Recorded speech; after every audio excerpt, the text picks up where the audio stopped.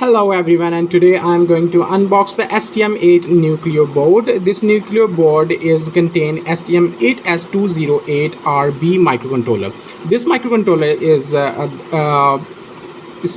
the board is 64 pin board, and this I'm going to unbox this board, and I'm going to tell you what kind of facilities this board provides and what kind of projects you can make on this board and why I ordered this board. So basically the STM8 board is Nucleo board. It is very compatible with the STM32 Nucleo board. It has the same Arduino configuration. It also has the female jack as well as the male connectors, so you can connect easily and to any Arduino shield. So this is very helpful and useful in all the projects that you can make. The microcontroller, which is 208, it contains a lot of flash, so you can write a code. So let's try to unbox this, and here I'm going to open up the box.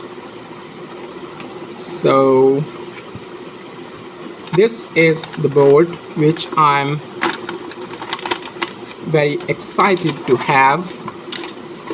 So it comes with the static discharge foam, so it is very helpful, as well as this pinout configuration.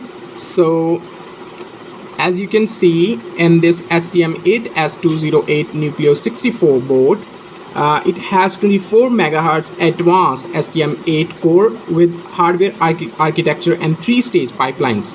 It has 128k bytes of flash memory, so that's what I was talking about previously. It has 128k byte of flash and 6k byte of RAM. So this is a lot for more any projects. If you compare this with the Arduino, which comes with the Atmega 328P chip, it has 32k of RAM, the flash memory. But this microcontroller, which is from STM8S and 208, this contains 128k byte of flash. So you can compare yourself the 32k byte versus the 128k byte, and it also has the 6k byte of RAM. So this is also a lot, so you can do a lot of projects like the little bit of sound processing. Also you can do this, and you can write a lot of code. It also has 2 extension types of connectors, which is compatible with the Arduino UNO version 3 connectors. So it also contains the SD Morpho extension connectors, which you may had familiar with if you had used any other STM board or Discovery or Nucleo. And the last thing that it mentions is that embedded SDLink V21 debugger programmer inbuilt. So it also contains the SDLink programmer built in, so you can directly program this board, and you do not need any external flash burner or flash writer or any kind of SDLink external dongle. This area is the SDLink version 2 programmer, as you had also seen in others boards. So this is the USB connector which is used to program the STM8S board microcontroller. So that's all about the STM8 Nucleo.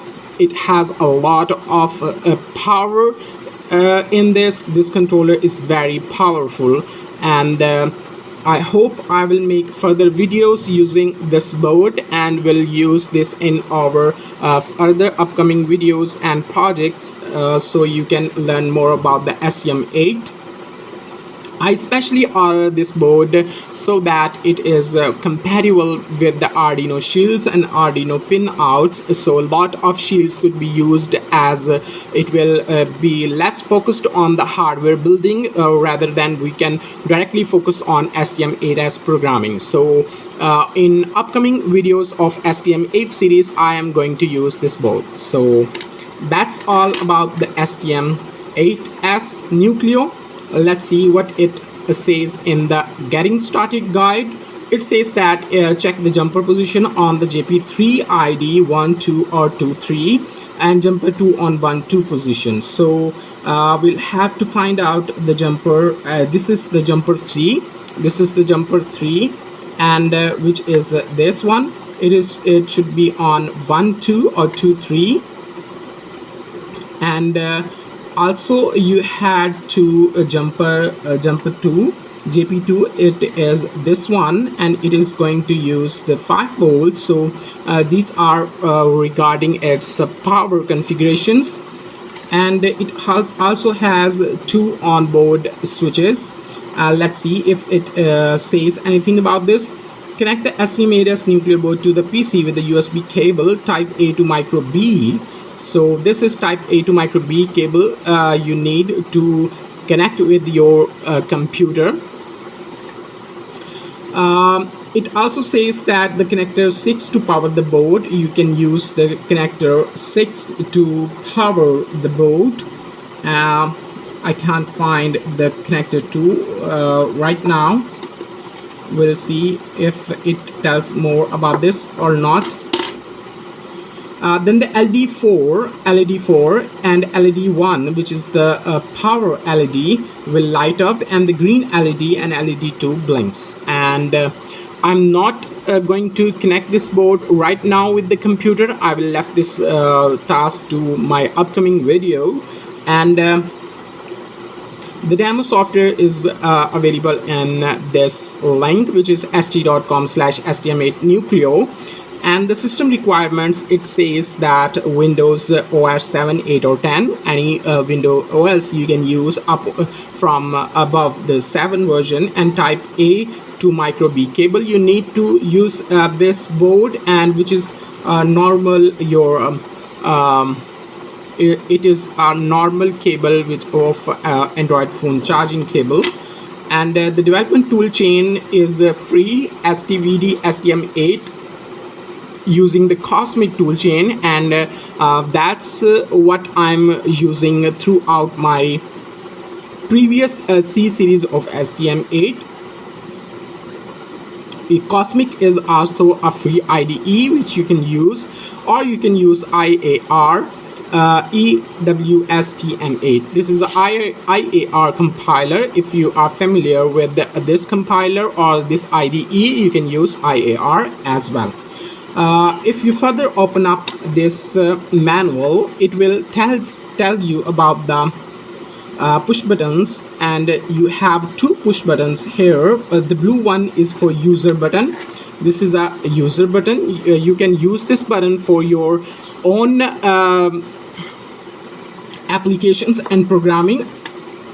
The black one is a reset button. Whenever you press this black button, it will reset the board or the microcontroller.